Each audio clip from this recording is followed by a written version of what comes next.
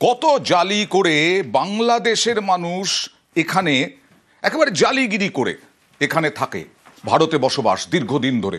শ্বশুরকে বাবা বানিয়ে ফেললেন, শ্বশুরকে বাবা বানিয়ে ফেলে এবার এদেশে বসবাস। হাসনাবাদের কাঠুরিয়াপাড়ায় আস্তানা একাধিক বাংলাদেশির, হাসনাবাদের মেয়েকে বিয়ে করে এখানেই বসবাস, শ্বশুরকে বাবা সাজিয়ে ভুয়ো ভোটার কার্ড, আর শ্বশুরও বাবা সাজলেন। সরাসরি চলে যাব প্রতিনিধি অনুপমের কাছে। ধরা পড়লে কি হতে পারে সবাই সবটা জানে, তারপরেও এরকম বেআইনি কাজ।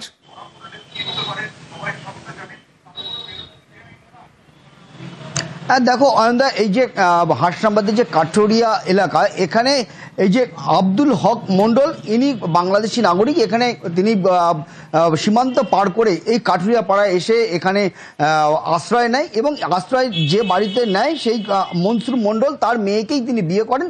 এবং সেই মনসুর মণ্ডলকে নিজের বাবা সাজিয়ে কিন্তু Aadhaar card, PAN card, voter card সবই তিনি তৈরি করেছেন, এবং ভারতবর্ষের যত রকম সুযোগ সুবিধা তিনি সবকিছুই তিনি করছেন, এবং তিনি কিন্তু দিব্যি তার বাড়িতে রয়েছেন।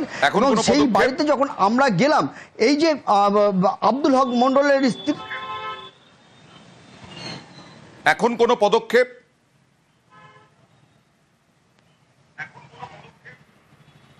না দেখো, এখনো পর্যন্ত কোনো রকম পদক্ষেপ প্রশাসনের তরফ থেকে কিন্তু কোনো রকম পদক্ষেপ নেওয়া হয়নি। আচ্ছা, আমরা এই বিষয়ে আমরা যে স্থানীয় যে পঞ্চায়েত সমিতির সভাপতি তার কাছে আমরা জিজ্ঞাসা করেছিলাম, তিনি কিন্তু পরিষ্কার যেটা জানিয়েছে যে এর ভুল তাদের নয়, এই ভুল হচ্ছে ইলেকশন কমিশনের ভুল। Election commission. আরো একটা ঘটনায় আসবো, তবে তার আগে এই সংক্রান্ত বক্তব্য দেখাবো। আব্দুল হক মণ্ডল কি হয়? আমার স্বামী। তার মনসুর মণ্ডল আব্দুল হকের বাবা কি করে হলো ভোটার লিস্টে? এখন আগে তো ছিল না অত কিছু, হচ্ছে যে এখন এরকম সমস্যা হবে তার জন্য অত তার মানুষ জানতে পারতো না। কতদিন আগে বাংলাদেশ থেকে এসছে? 40-50 বছর হয়ে গেছে। তাই হয় কোনোদিন? তাহলে তো এখানে তো ভোটার 2002 সালে ভোটার লিস্টে নাম নেই। বাইরে কাজ করতে তা কি করতে হবে? আপনার বাবারা কতদিন আগে বাংলাদেশ থেকে এসছে? হচ্ছে কি করে বলবো, তখন সব কাগজপত্র যারা করেছে মেম্বার প্রধানরা না করলে কি আমরা কিভাবে করতে পারি? ও, তার মানে মেম্বার প্রধানরা এর সঙ্গে জড়িত, তাই তো? টাকা পয়সা দিয়েছিলেন মেম্বার প্রধানদের? কেন টাকা পয়সা দেবো? আবার ভারতীয় বাবা মায়ের বাংলাদেশি ছেলে, এই হাসনাবাদেই। এটা কিভাবে ছেলে, মানে ভারতীয় বাবা মা কি টাকা পয়সা নিয়ে ছেলে পাতিয়ে ফেললেন? অনুপম,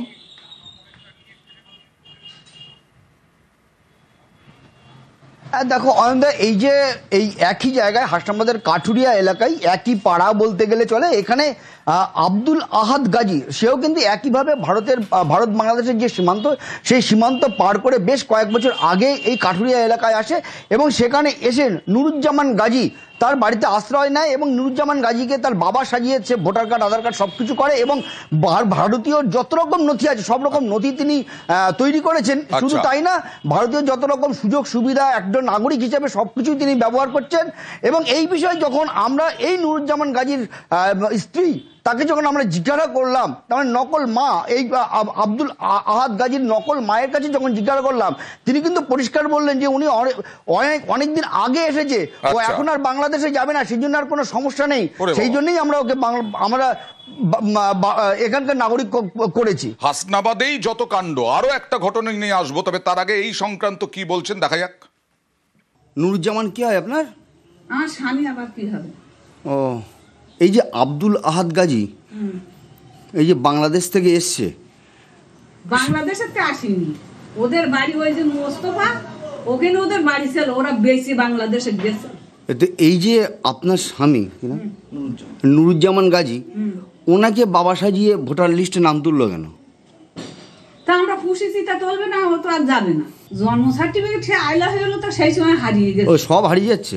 স্কুল সার্টিফিকেট আছে, 2002 সালে তো ভোটার লিস্টে নাম নেই। তখন তো আমার কোনো ছেলে হয়নি। এখন কোথায় আপনার আব্দুল আহাদ গাজী? তাকে আর জানবো, সে তো কাজ করতে বাইরে চলে গেছে। যত কাণ্ডই হাসনাবাদেই। ভারতীয় মহিলাকে বিয়ে করেছেন, করতেই পারেন, কিন্তু বাংলাদেশি সেই স্বামী এ দেশেই থেকে গেছেন কি করে? অনুপম,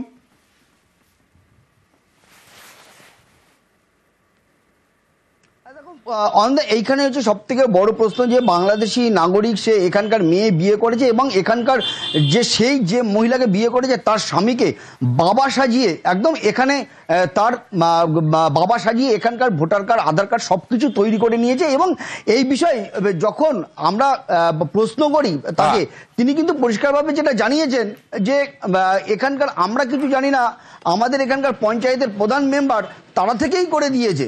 এমনটাই কিন্তু দাবি করেছে আব্দুল হক মন্ডল, তার স্ত্রী।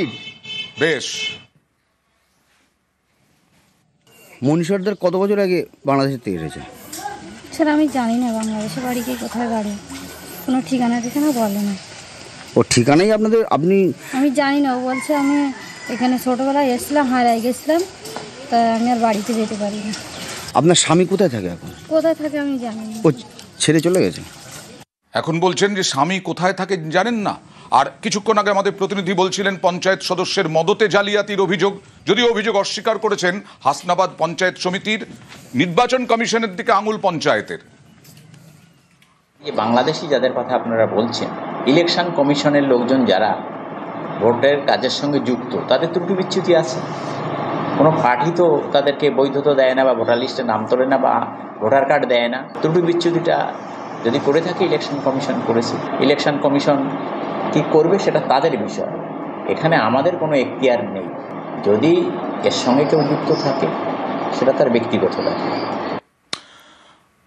আর ভারত থেকে বাংলাদেশে পালিয়ে যাওয়ার এখন হিড়িক পড়ে গেছে। গতকাল 11 জন, আজকে 45 জন, প্রায় 56 জন এখনো পর্যন্ত ধরা পড়েছেন। মনে করা হচ্ছে এই উত্তর 24 পরগনার স্বরূপনগরে গ্রেফতারও হয়েছেন 45 বাংলাদেশিকে বিএসএফ এর গ্রেফতারও করেছে। অনুপ্রবেশের পর দীর্ঘদিন ধরে এরা ভারতে বসবাস করেছেন। আর মনে করা হচ্ছে এসআইআর চালু হতেই পালানোর চেষ্টা। গতকাল 11 জন, আজকে 45 জন, টোটাল 56 জন।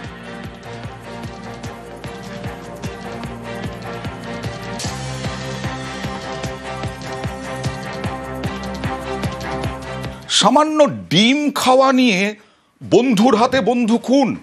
হ্যাঁ, এরকমই ঘটনা ঘটেছে। বন্ধুর হাতে বন্ধু খুন ডিম খাওয়া নিয়ে। কত বড় ইস্যু এটা। গোঘাটের কামারপুকুরে এই ভয়ঙ্কর ঘটনা। রামচন্দ্র ঘোষাল নিহত, একে খুন করা হয়েছে। খুন করেছে আরেক বন্ধু। সরাসরি চলে যাব শুভদীপের কাছে। শুভদীপ, কি ব্যাপার? একটা ডিমের জন্য খুন হয়ে যেতে পারে?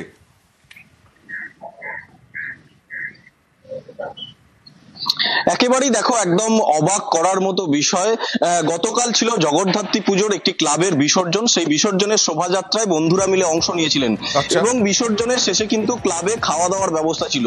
সেখানেই নির্দিষ্ট ভাগের ডিম রাখা ছিল। সেই ডিমের মধ্যে বরাদ্দের থেকে একটি বেশি ডিম খেয়ে নেয় এই রামচন্দ্র ঘোষাল।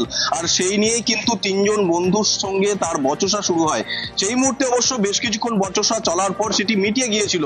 তারপর খাওয়া দাওয়ার শেষে যখন বন্ধুরা মিলে সকলে একসঙ্গে বাড়ি ফিরছিল, কামারপুকুর লাহা বাজার এলাকার একদম মেন রাস্তার উপরে আবার এই একই ইস্যুকে কেন্দ্র করে তাদের মধ্যে বচসা তৈরি হয় এবং সেখান থেকে মারামারি শুরু হয়। সেই মুহূর্তে একটি লাঠি দিয়ে রামচন্দ্র ঘোষালের ঘাড়েতে আঘাত করেন এক বন্ধু রাজু মাইতি এবং সঙ্গে সঙ্গে কিন্তু তিনি লুটিয়ে পড়েন। তাকে উদ্ধার করে সঙ্গে সঙ্গে কামারপুকুর গ্রামীণ হাসপাতালে নিয়ে যাওয়া হয়, যদিও চিকিৎসকরা জানান যে তিনি মৃত। আর এই ঘটনায় স্বাভাবিকভাবেই কিন্তু একবার আকস্মিকতায় কিন্তু শোকস্তব্ধ কামারপুকুরের লাহাবাজার এলাকায় এবং ঘটনার খবর পেয়ে কিন্তু গোঘাট থানার পুলিশ সেখানে পৌঁছায় এবং রাজু মাইতি যে অভিযুক্ত তাকে কিন্তু আটক করা হয়েছিল। এদিন সকালে কিন্তু তাকে গ্রেপ্তার করা হয়েছে। ভয়ঙ্কর ঘটনা। ভিজি ক্লাবের ডিম নিয়ে কি সমস্যা হয়েছিল, ক্লাবের ছেলেগুলো সব বার করে দিয়েছে বাইরে, ঝামেলা হচ্ছিল দেখে তারা একটু কোনো স্টেপ নেয়নি, যে আমাকে ফোন পর্যন্ত করেনি। আমার সামনে মেয়ের বিয়ে কি করে দেবো, কত আশা ছিল আমার ছেলে, ভাই ছেলে কত কি করবে, সব শেষ হয়ে গেল। আমার ছেলে যারা মেরেছে তাদের ফাঁসি হয়, আর কিছু আমার চাইনি।